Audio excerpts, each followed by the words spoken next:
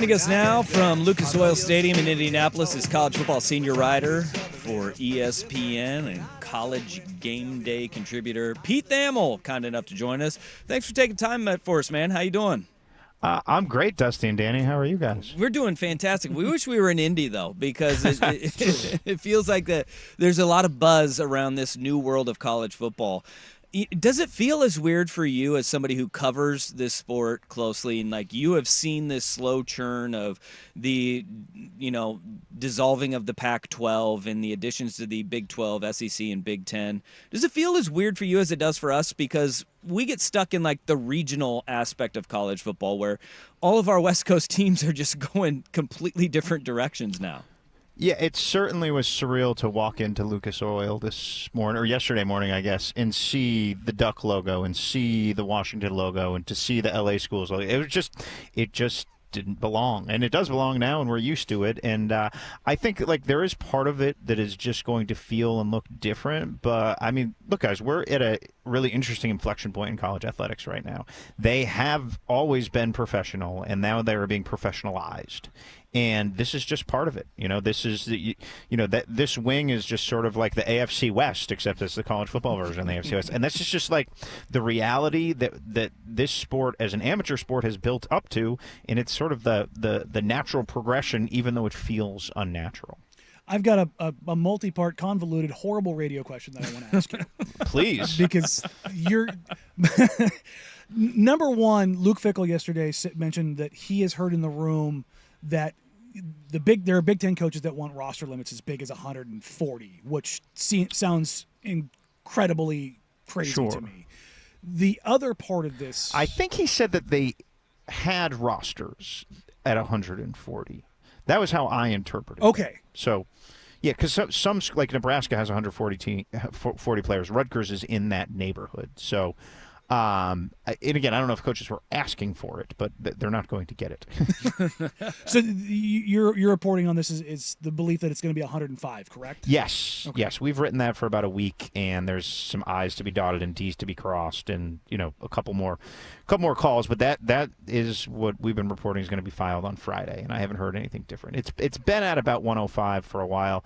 The Big Ten has kind of come in high on that number, just because of the natural land grant nature of, and look, there's some programs in the Big Ten that have had like really successful walk-on lineages. Mm-hmm. When you look at Nebraska, a lot of the guts of that program are built on walk-ons then. So, but no, it looks like we're at 105, which will mean you can have 105 scholarship players. So it's a really, in this landscape, Billy Napier had a good line at SEC. He said that, his job changed every 6 months since he got there 3 years ago. And he's right. Like literally the landscape has changed every 6 months. And so this is another significant change where it would be like a once a decade type whoa change, but it's just sort of another in this machine gun of sped up evolution that we're in.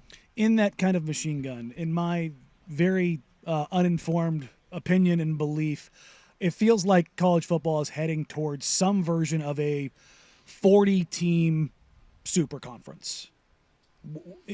Do you feel like that's where this is eventually heading in 5, 10, whatever years? So, no, because we are at Big Ten Media Days, and the Big Ten has a commissioner who's handsomely paid. And I was last week at SEC Media Days, and they also have a commissioner who's handsomely paid. And they're also are broadcast on different television networks. So for there to be some type of super league, a singular super league, as you said, there would have to just be the unwinding of billions of dollars of business to then wind it together.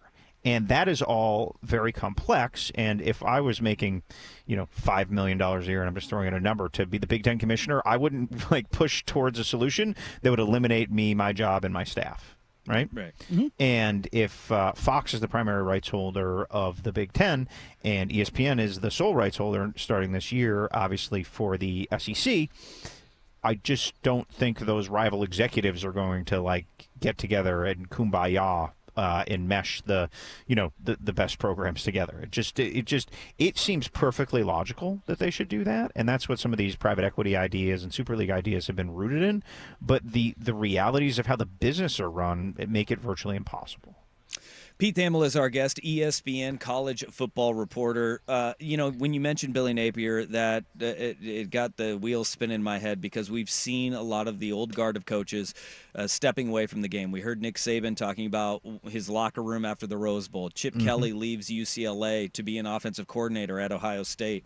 What is the most important quality in the modern college football head coach in your mind now? It's a great question. What came immediately to mind is connectivity. You have to be able to connect to the players, to the recruits, and you also have to connect to their needs, right? Like it's a different conversation now. NIL is going to come up very early, and then you just have to be okay with that. And I think if you look at college basketball, if you look at the Jay Wrights and the Coach K's and the Roy Williams, some of their exits were sort of shrouded, and they didn't like how business was being run anymore. And God bless them, those guys are Hall of Famers, and they had great careers, and they're certainly entitled to feel that way. So I think you need to just embrace the landscape if you are if you are one of these new younger coaches. I think Dan Lanning does that incredibly well. He's a tremendously impressive young coach with a really high ceiling in a star-studded roster this year. It's going to be fun to see that play out. You mentioned obviously the machine gun of change. Do you see any window of stability coming at least for a couple of years, or are we from just your lips to God's ears? No. Yeah. Just because, look, I just came from ACC Media Day on Monday. They have 2 schools suing the conference to leave. Not a good sign. They have 17 schools, not an even number. They have 2 schools in California and another in Texas. It feels very much like a temporary moment. And that isn't like some sourced reporting. That's just like me looking at 17 logos and being like, this just doesn't feel like forever, right? Yeah.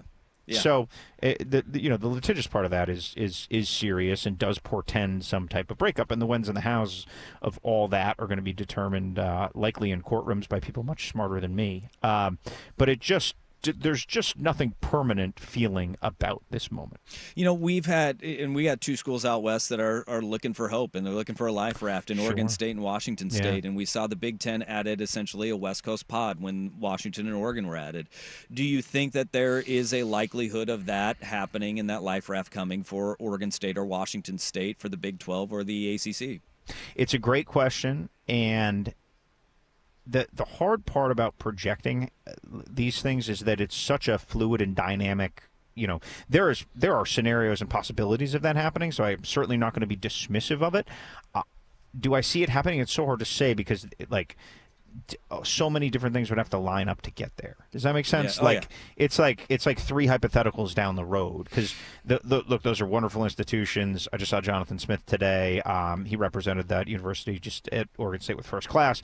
Obviously, I'm one of many who's a giant Mike Leach fan and really been impressed with the work Jake Dickert has done at Washington State. They are not bell cows and drivers, right? They are, they were excellent league members who had awesome moments, but the general metrics don't fall in their favor. So it would, they would be sort of contingency plans for some of these future iterations, not drivers of them. Your mention of Mike Leach got my wheels spinning there for a second. He's currently on the outside looking in of Mike Leach? Yeah. Died. Yeah, on the outside looking in of the College Football Hall of Fame. Oh, yes. Oh, okay. Yes. I was like, whoa. The Hall of Fame. Whoa. Yeah, no. I was like, whoa. I know he's dead, guys. Come on. I was like, wait. I'm not going to ask about his coaching. For the love of God. Yes. And he's currently a win away. Do you, as somebody who covers the game, do you think that process, that system kind of needs to be overhauled?